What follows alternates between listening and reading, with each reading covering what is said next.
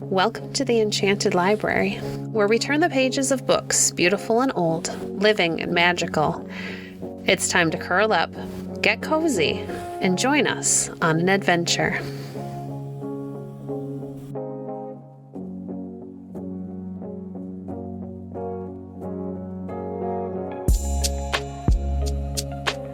Today we're reading from 50 Famous Stories Retold by James Baldwin. Casabianca. There was a great battle at sea. One could hear nothing but the roar of the big guns. The air was filled with black smoke. The water was strewn with broken masts and pieces of timber which the cannonballs had knocked from the ships. Many men had been killed, and many more had been wounded. The flagship had taken fire. The flames were breaking out from below. The deck was all ablaze. The men who were left alive made haste to launch a small boat. They leaped into it and rowed swiftly away. Any other place was safer now than on board that burning ship. There was powder in the hold. But the captain's son, young Casabianca, stood upon the deck. The flames were almost all around him now, but he would not stir from his post. His father had bidden him stand there, and he had been taught always to obey. He trusted in his father's word, and believed that when the right time came he would tell him to go. He saw the men leap into the boat. He heard them call to him to come. He shook his head. "When father bids me, I will go," he said. And now the flames were leaping up the masts. The sails were all ablaze. The fire blew hot upon his cheek. It scorched his hair. It was before him, behind him, all around him. "Oh, father," he cried, "may I not go now? The men have all left the ship. Is it not time that we too should leave it?" He did not know that his father was lying in the burning cabin below, that a cannonball had struck him dead at the very beginning of the fight. He listened to hear his answer. "Speak louder, father," he cried. "I cannot hear what you say." Above the roaring of the flames, above the crashing of the falling spars, above the booming of the guns, he fancied that his father's voice came faintly to him through the scorching air. "I am here, father. Speak once again," he gasped. But what is that? A great flash of light fills the air. Clouds of smoke shoot quickly upward to the sky, and boom! Oh, what a terrific sound! Louder than thunder, louder than the roar of all the guns. The air quivers, the sea itself trembles, the sky is black. The blazing ship is seen no more. There was powder in the hold. A long time ago, a lady, whose name was Mrs. Hemans, wrote a poem about this brave boy, Casabianca. It is not a very well-written poem, and yet everybody has read it, and thousands of people have learned it by heart. I doubt not, but that some day you too will read it. It begins in this way. The boy stood on the burning deck, whence all but him had fled. The flame that lit the battle's wreck shone round him o'er the dead. Yet beautiful and bright he stood, as born to rule the storm. A creature of heroic blood, a proud though childlike form.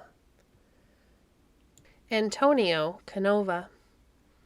A good many years ago, there lived in Italy a little boy whose name was Antonio Canova. He lived with his grandfather, for his own father was dead. His grandfather was a stone-cutter, and he was very poor. Antonio was a puny lad, and not strong enough to work. He did not care to play with the other boys of the town, but he liked to go with his grandfather to the stone yard. While the old man was busy, cutting and trimming the great blocks of stone, the lad would play among the chips. Sometimes he would make a little statue of soft clay. Sometimes he would take hammer and chisel and try to cut a statue from a piece of rock. He showed so much skill that his grandfather was delighted. "The boy will be a sculptor one day," he said. Then, when they went home in the evening, the grandmother would say, "What have you been doing today, my little sculptor?" And she would take him upon her lap and sing to him or tell him stories that filled his mind with pictures of wonderful and beautiful things. And the next day, when he went back to the stone yard, he would try to make some of those pictures in stone or clay. There lived in the same town a rich man who was called the Count. Sometimes the Count would have a grand dinner, and his rich friends from other towns would come to visit him. Then Antonio's grandfather would go up to the Count's house to help with the work in the kitchen, for he was a fine cook as well as a good stone-cutter. It happened one day that Antonio went with his grandfather to the Count's great house. Some people from the city were coming, and there was to be a grand feast. The boy could not cook, and he was not old enough to wait on the table, but he could wash the pans and kettles, and as he was smart and quick, he could help in many other ways. All went well until it was time to spread the table for dinner. Then there was a crash in the dining room, and a man rushed into the kitchen with some pieces of marble in his hands. He was pale and trembling with fright. "What shall I do? What shall I do?" he cried. "I have broken the statue that was to stand at the center of the table. I cannot make the table look pretty without the statue. What will the Count say?" And now all the other servants were in trouble. Was the dinner to be a failure after all? For everything depended on having the table nicely arranged. The Count would be very angry. "Ah, what shall we do?" they all asked. Then little Antonio Canova left his pans and kettles and went up to the man who had caused the trouble. "If you had another statue, could you arrange the table?" he asked. "Certainly," said the man. "That is, if the statue were of the right length and height." "Will you let me try to make one?" asked Antonio. "Perhaps I can make something that will do." The man laughed. "Nonsense," he cried. "Who are you, that you talk of making statues on an hour's notice?" "I am Antonio Canova," said the lad. "Let the boy try what he can do," said the servants, who knew him. And so, since nothing else could be done, the man allowed him to try. On the kitchen table there was a large square lump of yellow butter. 200 pounds the lump weighed, and it had just come in, fresh and clean, from the dairy on the mountain. With a kitchen knife in his hand, Antonio began to cut and carve this butter. In a few minutes he had molded it into a shape of a crouching lion, and all the servants crowded around to see it. "How beautiful!" they cried. "It is a great deal prettier than the statue that was broken." When it was finished, the man carried it to its place. "The table will be handsomer by half than I ever hoped to make it," he said. When the Count and his friends came in to dinner, the first thing they saw was the yellow lion. "What a beautiful work of art!" they cried. "None but a very great artist could ever carve such a figure, and how odd that he should choose to make it of butter." And then they asked the Count to tell them the name of the artist. "Truly, my friends," he said, "this is as much a surprise to me as it is to you." And then he called to his head servant and asked him where he had found so wonderful a statue. "It was carved only an hour ago by a little boy in the kitchen," said the servant. This made the Count's friends wonder still more, and the Count bade the servant call the boy into the room. "My lad," he said, "you have done a piece of work which the greatest artists would be proud. What is your name, and who is your teacher?" "My name is Antonio Canova," said the boy, "and I have had no teacher but my grandfather, the stone-cutter." By this time all the guests had crowded around Antonio. There were famous artists among them, and they knew the lad was a genius. They could not say enough in praise of his work, and when at last they sat down at the table, nothing would please them but that Antonio should have a seat with them, and the dinner was made a feast in his honor. The very next day the Count sent for Antonio to come and live with him. The best artists in the land were employed to teach him the art in which he had shown so much skill, but now, instead of carving butter, he chiseled marble. In a few years, Antonio Canova became known as one of the greatest sculptors in the world. Picciola. Many years ago, there was a poor gentleman shut up in one of the great prisons of France. His name was Charney, and he was very sad and unhappy. He had been put into prison wrongfully, and it seemed to him as though there was no one in the world who cared for him. He could not read, for there were no books in the prison. He was not allowed to have pens or paper, and so he could not write. The time dragged slowly by. There was nothing that he could do to make the days seem shorter.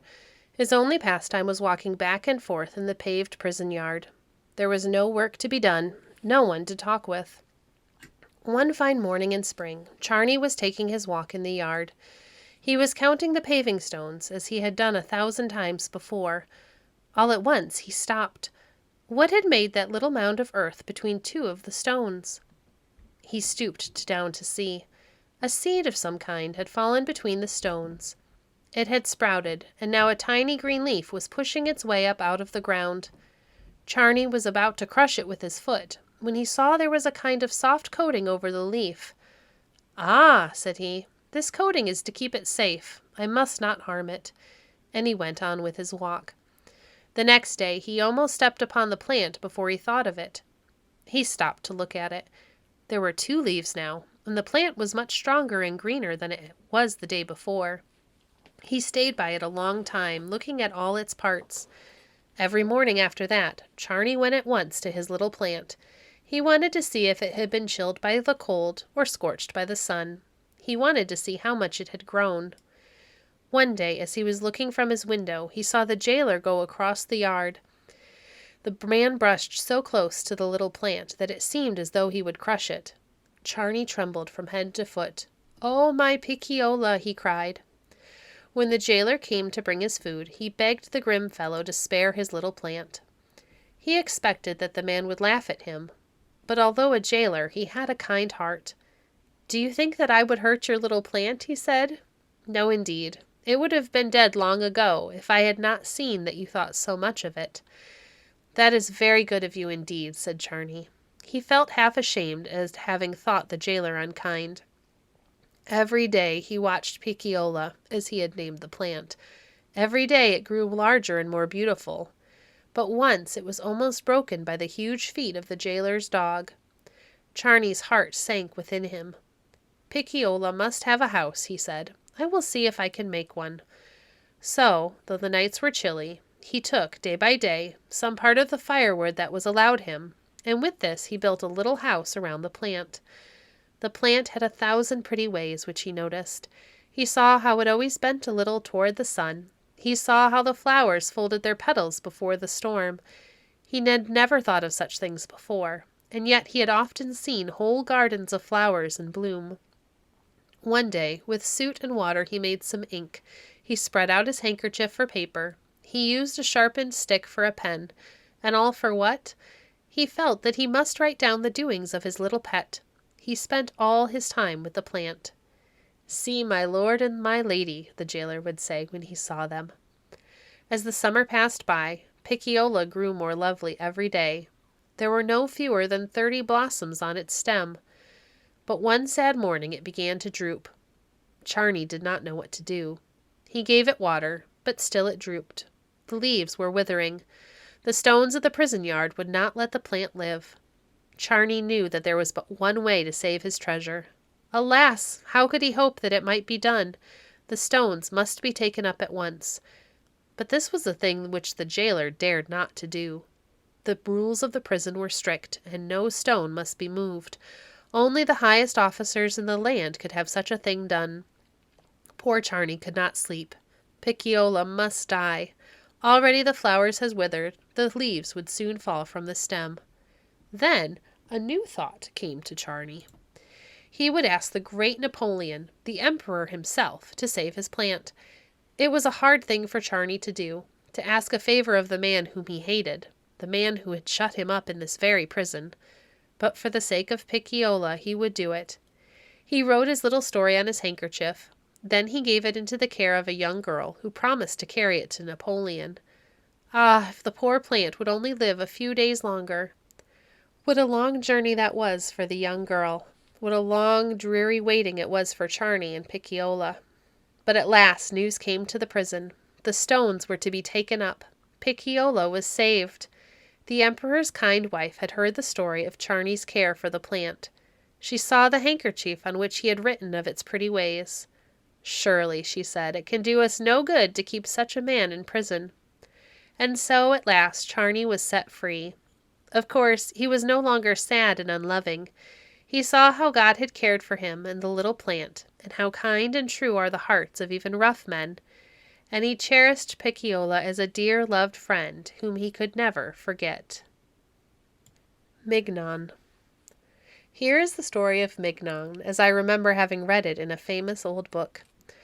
A young man named Wilhelm was staying at an inn in the city.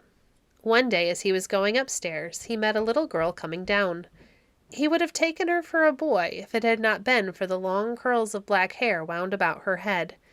As she ran by, he caught her in his arms and asked her to whom she belonged. He felt sure that she must be one of the rope dancers who had just come to the inn. She gave him a sharp, dark look, slipped out of his arms, and ran away without speaking. The next time he saw her, Wilhelm spoke to her again.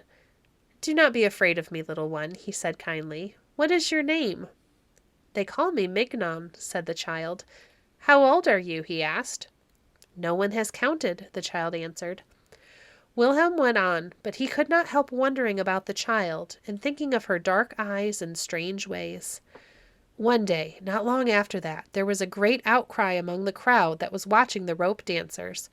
Wilhelm went down to find out what was the matter. He saw that the master of the dancers was beating little Mignon with a stick. He ran and held the man by the collar. "Let the child alone," he cried. "If you touch her again, one of us shall never leave this spot." The man tried to get loose, but Wilhelm held him fast. The child crept away and hid herself in the crowd. "Pay me what her clothes cost," cried the rope dancer at last, "and you may take her." As soon as all was quiet, Wilhelm went to look for Mignon, for she now belonged to him. But he could not find her, and it was not until the rope dancers had left the town that she came to him. "Where have you been?" asked Wilhelm in his kindest tones, but the child did not speak.